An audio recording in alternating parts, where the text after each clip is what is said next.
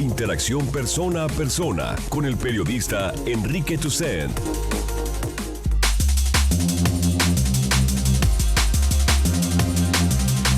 Muy buenos días, 9 de la mañana con 5 minutos, es viernes 14 de octubre, estamos en vivo en Cara a Cara para platicar de muchísimos temas relacionados con la vida social, la vida política de Jalisco.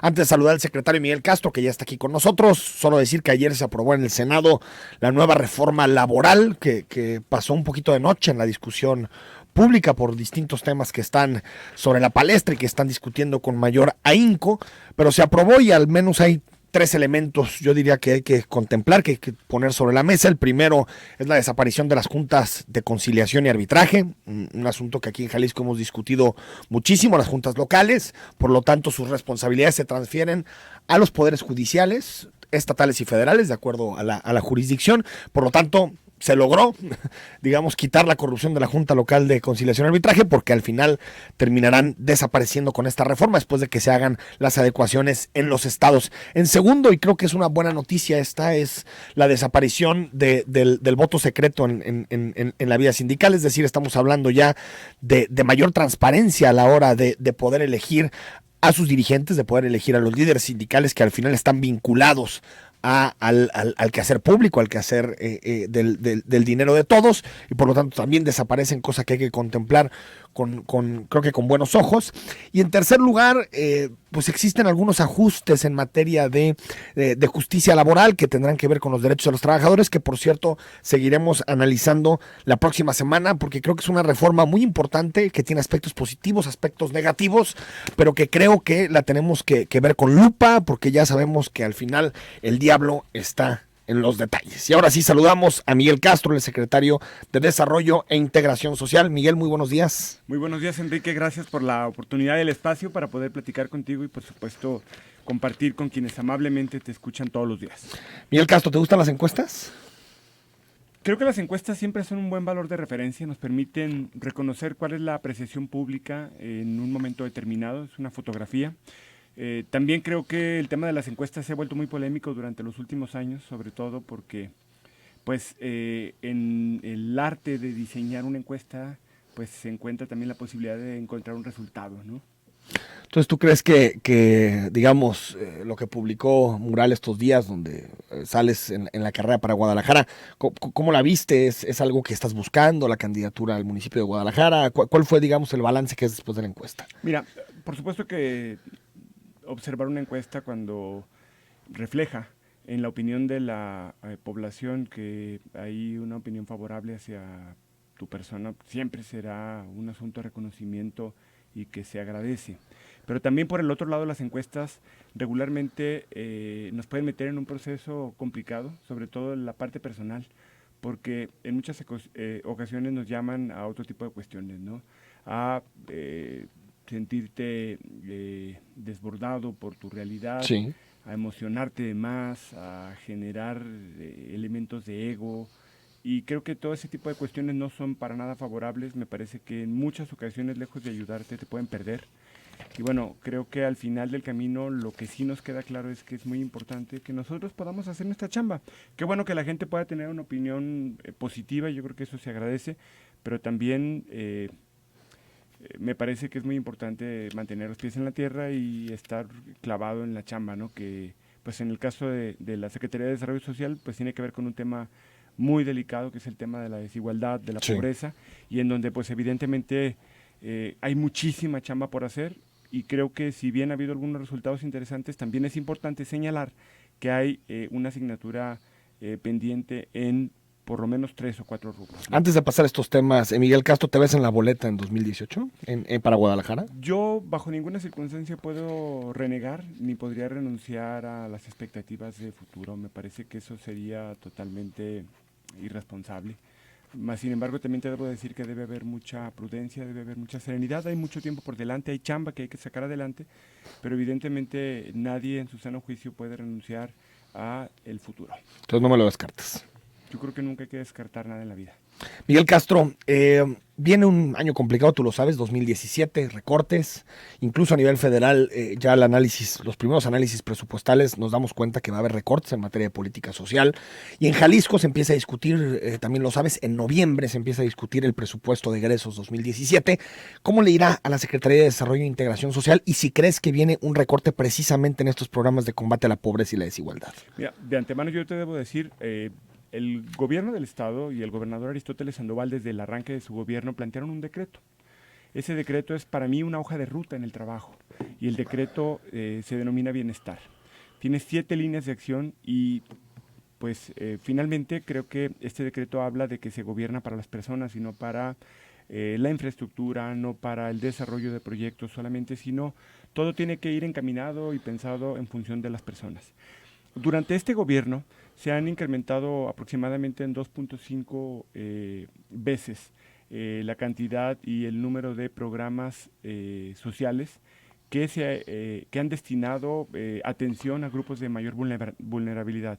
Me parece que esto es muy importante que nosotros podamos tenerlo claro. Evidentemente el tema del recurso presupuestal no es un tema simple ni menor en virtud de una serie de circunstancias que se viven. Yo espero que no tengamos una afectación en términos presupuestales que nos permita que el tema de las personas, como bien lo menciona el propio decreto, pues pueda tener condiciones propicias para seguir caminando hacia adelante. Por ejemplo, bienevales, apoyos a jefas de familia, todo este tipo de programas, ¿están blindados o realmente crees que dentro del recorte pudiera venir ahí una tijera para restarle recursos? Evidentemente, hoy estamos en una etapa diferente en la vida de nuestro país. Ahora el Congreso no solamente opina, sino toma decisiones y tienen un peso real.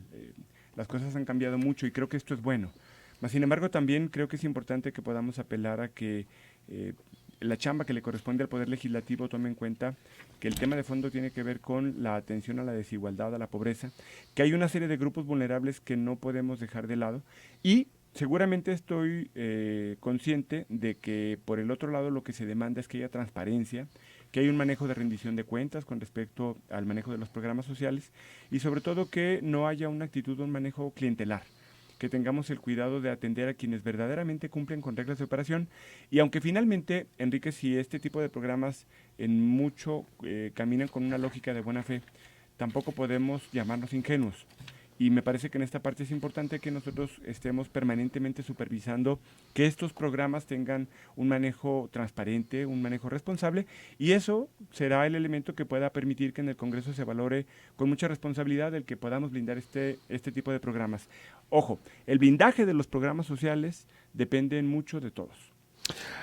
Hablando de blindaje y hablando de politización de programas sociales, el 29 de agosto pasado, Miguel Castro, pediste a los alcaldes no politizar la entrega de mochilas. Estábamos en el contexto del regreso de los niños a clases, a la escuela, y les pedías que no politizaran la entrega de útiles, de mochilas. ¿Qué ha pasado? ¿La relación ha sido mala con los alcaldes metropolitanos?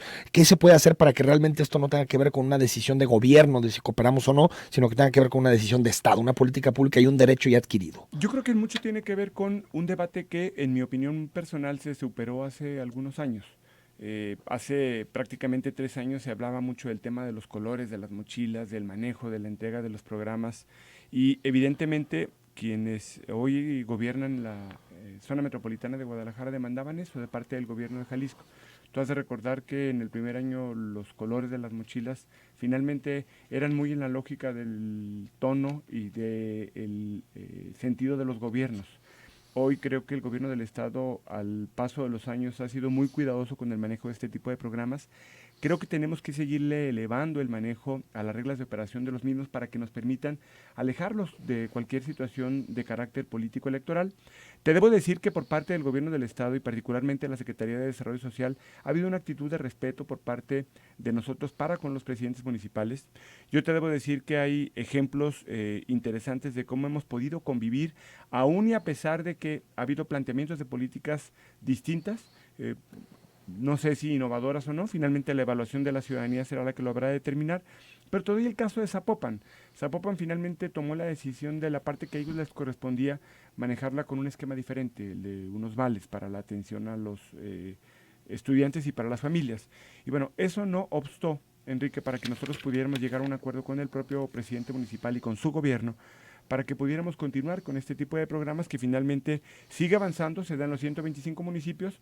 Lamentablemente sí hubo casos en donde encontramos que todavía el tema del tono de las mochilas, la forma en cómo se entregaron las mismas, pues no fue la adecuada. Creo que el asunto de fondo no es si la mochila o si los útiles escolares, creo que el tema de fondo es un tema de derechos sociales y creo que es una agenda en la que poco a poco la sociedad ha empujado y los gobiernos creo que hemos aprendido a entender que no se trata ni de dávidas ni de regalías, sino de algo mucho más importante que tiene que ver con el manejo responsable de los recursos públicos que provienen de los impuestos que la propia población paga en el consumo de un refresco, en el consumo de algún artículo que está grabado o en el impuesto sobre la renta que paga Sí, por pero es que incluso el en la forma, Miguel Castro, que lo opera el gobierno del estado y el gobierno municipal, el hecho de que se hagan pues eventos donde se entreguen las mochilas, parece como que se quiere constantemente lucrar políticamente con esta entrega de útiles y de mochilas. ¿No crees que sería mejor que lleguen a las casas de las personas? Es decir, no hacer grandes eventos por derechos que son derechos adquiridos por la ciudadanía. Mira, te platico un dato.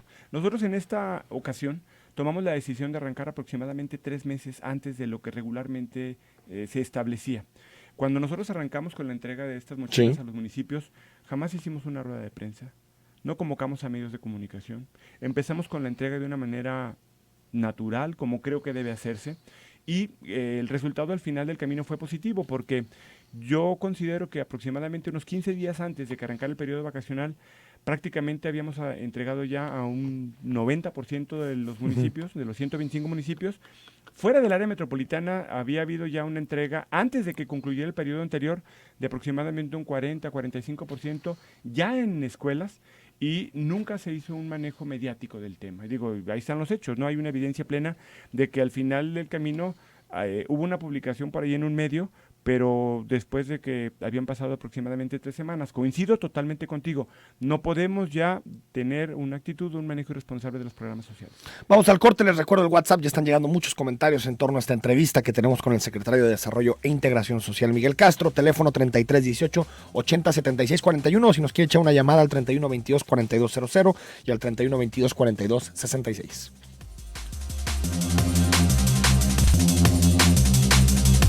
De la mañana con 21 minutos estamos conversando este viernes con Miguel Castro, el secretario de Desarrollo e Integración Social. Miguel Castro, nos fuimos con el asunto de las mochilas y en el corte me comentabas un asunto que creo que es interesante y que creo que es importante que se analice, esta idea de que las mochilas tengan el logo del gobierno. Mira. ¿Es posible removerlo, quitarlo? Porque sí creo, y lo decías en el corte, que sí genera diferencias y no abona realmente a crear una comunidad más compacta. Si nuestro discurso es de bienestar y que el ciudadano manda, debemos de escuchar al ciudadano.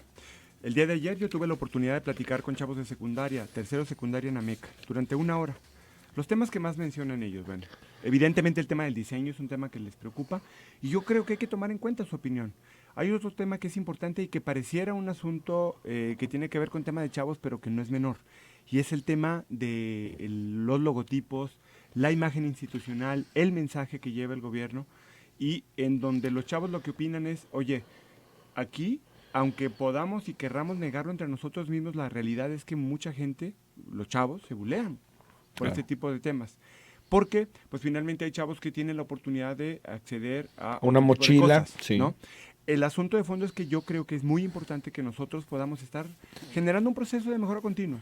Y si esto a nosotros nos permite que este tipo de mochilas vayan acorde a lo que los chavos nos piden, cambiémoslo. Creo que es adecuado, es importante. Un gobierno que escucha debe dar una respuesta oportuna. Y el objetivo de las mochilas es que las usen. ¿Se lo has comentado al gobernador? Mira, yo he tenido la oportunidad de comentarle sobre todos los programas y me parece que es muy importante decirte algo. Siempre ha tenido el gobernador la disposición para que haya procesos de mejora continua y que las cosas puedan ser mejor. Creo que este es un tema que es viable. Creo que es un tema que vale la pena que se revise con mucha seriedad y que nos permita que en la opinión de los jóvenes podamos atender sus demandas y podamos cambiar esto. Me parece que una mochila que no tenga logotipos, una mochila que tenga diseños modernos, novedosos, alejados de los tonos y los colores de los partidos políticos, Sí, puede fundamental. con mucho generar un mayor nivel de reconocimiento de la población hacia los gobiernos que lo contrario, porque a veces creemos que por tener un logotipo hay un reconocimiento público y la verdad es que en muchas ocasiones el efecto es totalmente diferente. ¿Esto sería en agosto de 2017? Yo creo que es un tema que se debe de valorar con mucha seriedad ya. para que podamos tomar decisiones, se planteen las reglas de operación nuevas y podamos tener ya Pero tu opinión programa. En mi opinión es retirar los logos. Hay que quitarlos o hay que meterlos como las camisas que regularmente los pueden traer adentro de la mochila. No pasa nada si tú pones ahí alguna etiqueta por dentro que permita que haya una claridad, porque la regla de operación menciona que hay que poner el mensaje, el logotipo o el diseño de que los programas sociales no tienen un fin electoral o un fin político, ¿no? Miguel Castro, en relación al asunto del apoyo a adultos mayores, ha habido quejas, tú lo sabes, de que se retrasan los pagos, que se retrasan los apoyos. ¿Qué ha pasado? ¿Se ha logrado solventar estas inconsistencias? Sí. Hemos logrado durante este año no tener un solo retraso en el pago de los programas sociales. Yo debo reconocer que CEPAF ha hecho la parte que le corresponde y yo reconozco y agradezco ese apoyo, porque al final del camino una de las quejas que más tuve cuando yo llegué era esa. Hoy, en ningún programa social del gobierno del estado traemos retraso.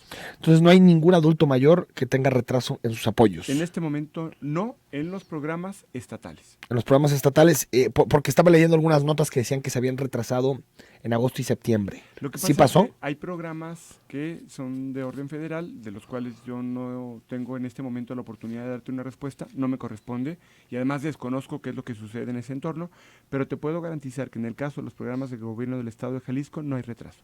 ¿Crees que habría que hacer modificaciones a este apoyo? Miguel Castro, se ha discutido en muchas entidades federativas el asunto de la edad, cómo se apoya a los adultos mayores, de la forma en que se ha aplicado. ¿Crees que hay forma de extender los programas, de apoyar más, de generarle también mayores condiciones productivas a los adultos mayores? ¿Se puede hacer algo más con los apoyos sociales? Los programas, evidentemente, en el caso de adulto mayor no son contributivos, eso es importante señalarlo. En el monto con el que se apoya, bueno, pues es un monto que es más alto que el que otorga el programa federal. Me parece que lo que es importante es primero blindar lo que se tiene. Enrique, creo que no podemos bajo ninguna circunstancia, y apelaríamos aquí con mucho respeto al tema del Poder Legislativo, cuidar y blindar que estos adultos mayores no pierdan los beneficios de sus programas. Pero yo estoy totalmente convencido que necesitamos revisar otras alternativas. ¿Qué hemos hecho? Desde la llegada de tu servidor a la Secretaría, nos hemos preocupado porque en el tema de bienevales, particularmente para adultos mayores y personas con discapacidad, tengamos la oportunidad de que en cada semestre se incremente el número de espacios para que los adultos mayores que tienen una condición razonablemente saludable y que muchos de ellos requieren un viaje diario, sí, para poder visitar a sus hijos, para poder ir a la atención de la clínica, para poder ir a los DIF municipales a llegar a hacer sus actividades, es importante hacerlo, y bueno, creo que los adultos mayores deben ser de los prioritarios en la atención de parte de nosotros. Sobre todo por donde vamos en la dinámica poblacional, demográfica, ¿no? Que se está envejeciendo la población y por lo tanto habrá o puede haber aumentos de pobreza en adultos mayores. Y te debo decir, aparejado de esto, nosotros debemos de tener plena conciencia de algo, que necesitamos cada vez fortalecer más las políticas transversales en materia de una vida que sea mucho más activa. Afortunadamente ya se reconoce la vida sedentaria como un elemento de riesgo de muerte, y creo que esto es muy importante porque pues finalmente hay dos problemas muy graves, ¿no? El tema de la hipertensión y el tema del sobrepeso, ¿no? Como elementos graves. Hace algunas semanas, y te voy a citar una frase que hablaban de Secretaría de Desarrollo e Integración Social, dice, y lo dijo el diputado Mario Castellanos: el dinero que ejerce el gobierno de Jalisco vía presupuesto participativo se gasta de forma opaca y con claros tintes electorales, ya que se asigna a ayuntamientos priistas y es obvio la promoción que se le da al titular de la Secretaría de Desarrollo e Integración Social, Miguel Castro. Así se quejó directamente el diputado Mario Castellanos. En su momento le respondiste, ¿cómo hacer para que estos procesos de presupuesto participativo generen menos suspicacias electorales? Yo creo que hay dos elementos importantes: transparencia y rendición de cuentas. En eso nos hemos empeñado desde que llegamos a la Secretaría. Ante el planteamiento que se hizo de parte del Congreso, puntualmente nosotros nos dedicamos a hacer una revisión a detalle del tema. Pudimos hacer una contestación muy puntual por escrito, responsablemente. Pudimos atender una serie de temas que me parece que es importante que los podamos atender. Yo creo que nadie debe escandalizarse por una situación de esta naturaleza. Por lo menos yo sé reconocer, Enrique, cuando hay áreas de oportunidad para que podamos dar una respuesta oportuna ante los temas. La información particularmente era sobre el tema de la estrategia Vamos Juntos, específicamente el tema del presupuesto participativo. ¿Yo qué quiero decirte sobre esto? Primero, no hay una decisión discrecional.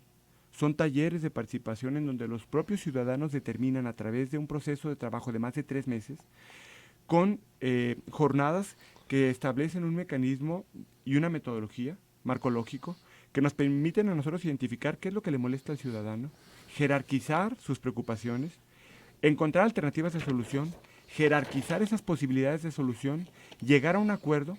Después de esto, que sea el propio ciudadano el que en una urna electrónica de manera universal, casi universal, pueda votar para determinar qué es lo que quieren para sus comunidades. Por lo tanto, no hay un manejo discrecional, no es el gobierno el que decide qué se va a hacer con ese recurso, es el ciudadano el que en una urna electrónica, a través de un ejercicio democrático, en donde incluso a los jóvenes de entre 12 y 17 años de edad se les da la oportunidad de que tengan una opinión responsable al respecto. Te doy un par de ejemplos. En Tonalá, nosotros acudimos a una escuela para que los jóvenes pudieran expresar su opinión. El ejercicio que a mí me tocó revisar de 10 jóvenes de manera aleatoria, 8 de esos jóvenes votaron por temas diferentes a lo que tenía que ver con el interés que un joven puede tener, que era una unidad deportiva y el arreglo de una cancha de usos múltiples en una escuela secundaria.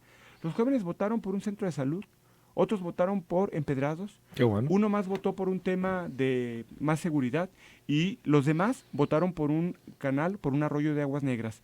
Fíjate el nivel de madurez que los jóvenes tienen. Yo les preguntaba, bueno, ¿y por qué tú votaste por el tema de un centro de salud? Y lo primero que te dicen, me importa jugar fútbol, pero más me interesa que mi abuela tenga acceso a mejores condiciones de salud. Fíjate qué maduro este joven. Ahora, puros municipios priistas se ha hecho. Este ejercicio se ha hecho en puros municipios No, priistas. por supuesto que no. Yo creo que hemos buscado generar una alternativa de solución y de atención a la población. Por supuesto que esta estrategia arranca a través de una preocupación y una reflexión que el propio gobernador hizo en su momento. Han de recordar quienes nos escuchan que el 1 de mayo del año 2015 hubo una situación muy lamentable en un municipio de la región Costa Sur. Ahí tomamos la decisión de acercarnos por primera ocasión por una razón, porque hay un reconocimiento de un problema de tejido social y por supuesto hay otra parte que es importante, el generar condiciones de confianza entre el gobierno y por supuesto la propia ciudadanía. Es un municipio que es todo menos del color de nosotros y bueno, evidentemente durante el avance de esta estrategia estaremos trabajando en diferentes municipios. Pronto vamos a ir a la región Alto Sur. Yo te diría de entrada que el municipio más importante en términos económicos y en términos de habitantes es Tepatitlán. Y Tepatitlán es todo menos un municipio priista. 33 18 80 76 41, nuestro WhatsApp. Al regreso leemos y le hacemos llegar a Miguel Castro todas las preguntas del auditorio.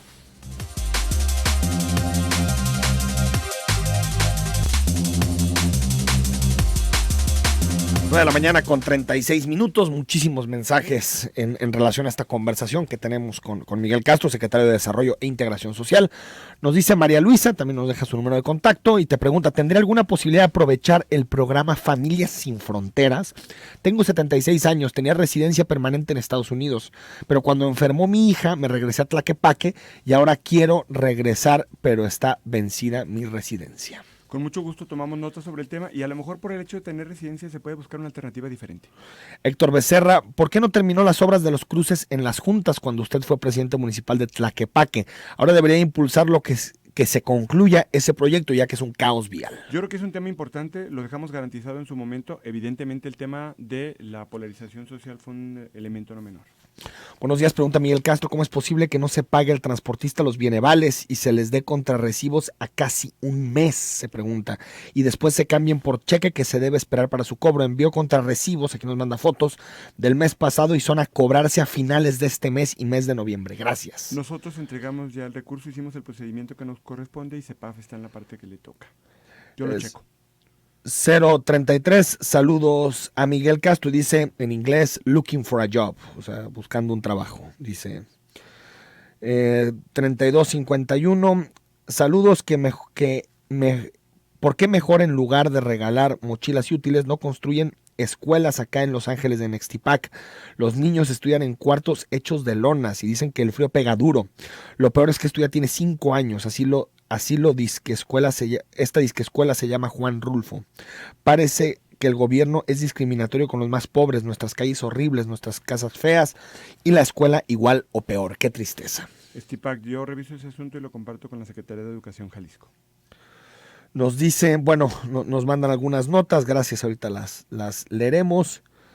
Nos dice también 3896, Miguel Castro es de los políticos más hipócritas porque dice una cosa y hace otra. En las 2 veces que fue presidente municipal de Tlaquepaque no hizo nada, solo endeudar al municipio de los peores que hemos tenido, te dice. Pues no comparto la opinión, pero la respeto. 9037, los programas son clientelares. En Arboledas del Sur reparten despensa mensual. Habría que ver los smartphones y hasta autos de muchas beneficiarias y el tipo de uñas decorativas que usan. Esa gente no está en condición de hambre, dice. Valdría la pena revisar quién entrega esas despensas porque la Secretaría no entrega una sola despensa.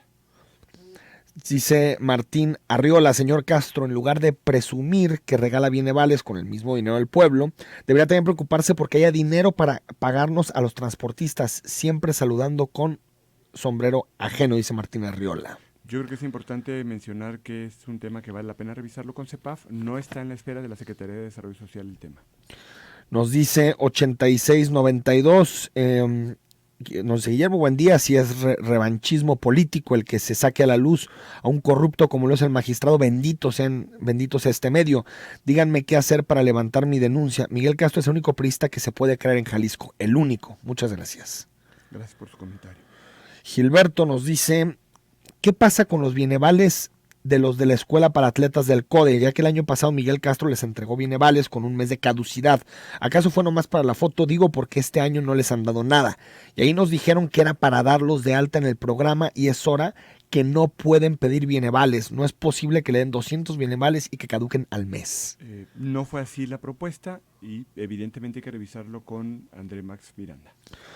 Buenos días, nos dicen también terminación 2225. El problema de los candidatos MC es que cacarean más de lo que hacen, solo se hacen propaganda política. Pero la realidad es que estamos peor con sus gobiernos, más bache, más delincuencia, menos empleo y solo buscan seguir en el poder para seguir con la corrupción.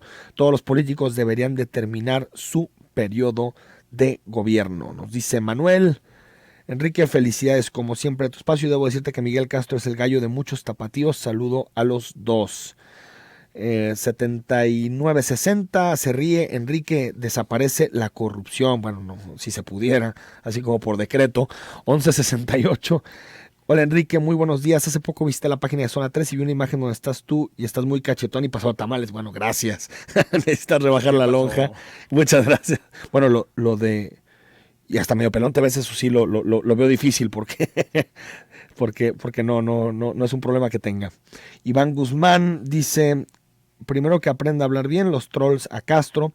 ¿Podrías preguntar sobre el tema de Vega Pámanes? Si quisieras hacer un comentario, Miguel Castro, sobre el tema de Vega Pámanes. Yo creo que es importante que este tema se desahogue conforme a derecho y que evidentemente pues lleguen hasta las últimas consecuencias, ¿no? Bueno, 7645 nos manda algunas fotografías también relacionadas con problemas viales. Nos dice 1130, buenos días, excelente programa. Licenciado Castro, si su intención es la gobernatura, usted creo que solo puede más que con el PRI, o sea que solo podría ser candidato del PRI.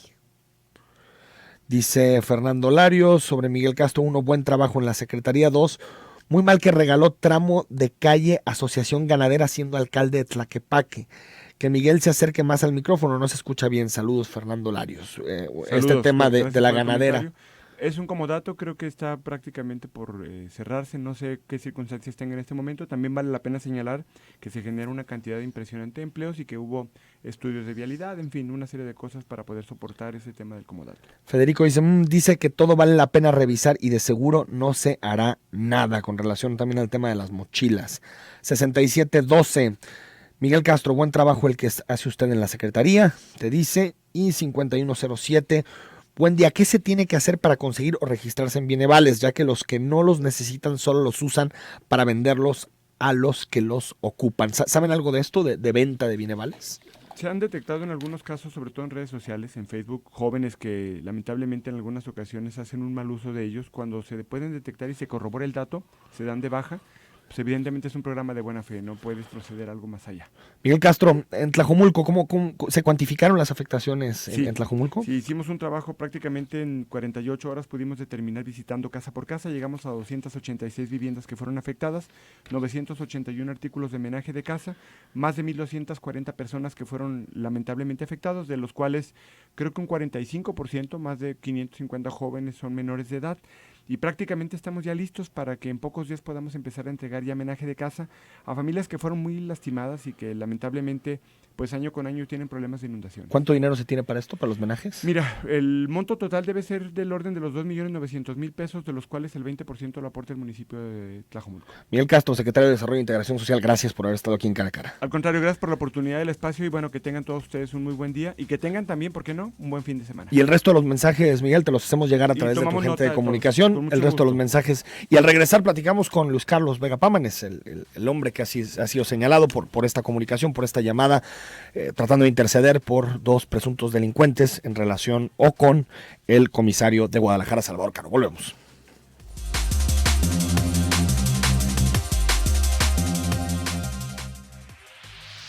Comunicación. 9 de la mañana con 48 minutos y saludamos a Luis Carlos Vega Pámanes, él es presidente del Supremo Tribunal de Justicia. Magistrado, muy buenos días. Buenos días, Enrique, buenos días a todo tu amable público. Magistrado, he escuchado tu respuesta a este audio en algunas estaciones, en algunos medios, y dices que intervienes en esta conversación para proteger el debido proceso de dos presuntos delincuentes. ¿Por qué durante la conversación o la grabación a la que tenemos acceso nunca hablas del debido proceso y ese es tu argumento de defensa? No, bueno, eso se lo tendrías que preguntar al comisario, que él es el que me grabó y filtró esa llamada.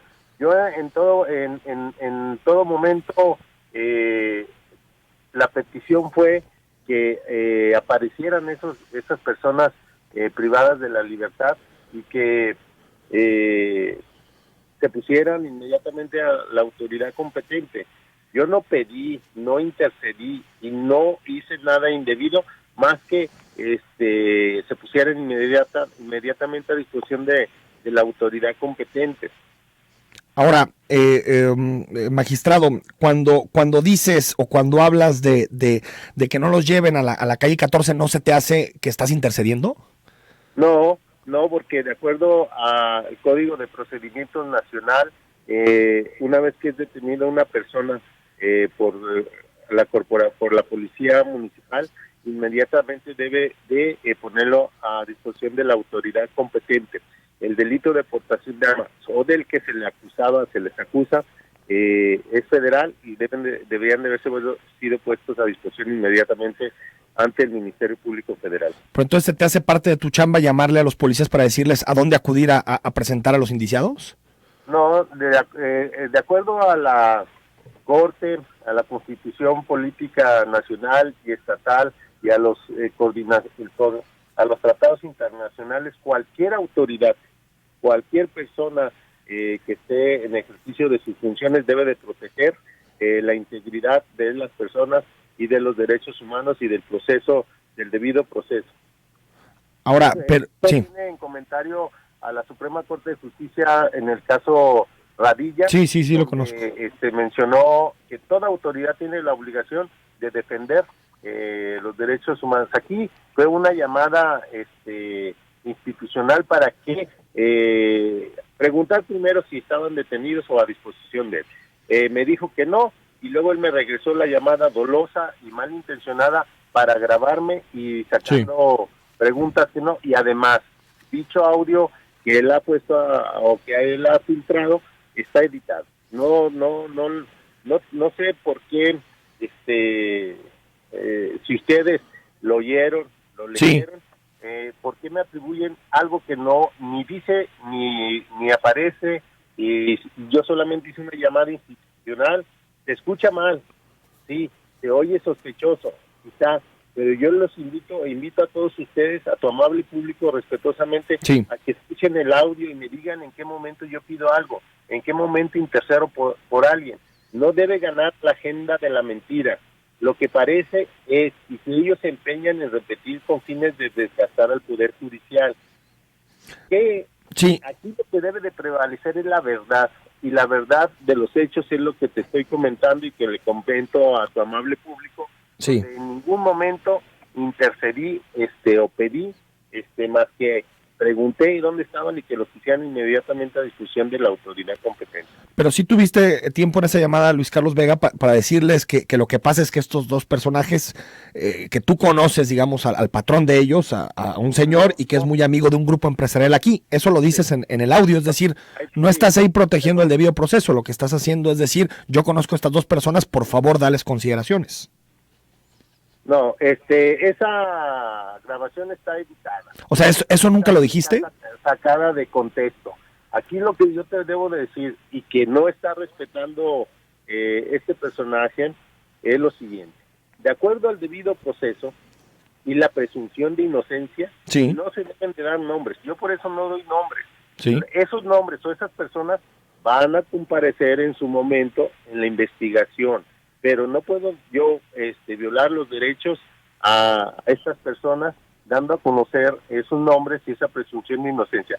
Estas personas, Enrique, estas personas a las cuales no estaban poniendo a disposición y que les estaban dando las vueltas y que sabe Dios dónde los tendrían, cuando ya después de muchas horas los ponen a disposición, son vinculadas a proceso. Pues estas personas no quedaron libres. Sí, estas personas sí quedaron libres. No quedaron libres. Empezaron proceso, pero quedaron libres. Están llevando el proceso por la aportación de armas. Estoy de acuerdo, pero fuera de la cárcel, ¿no?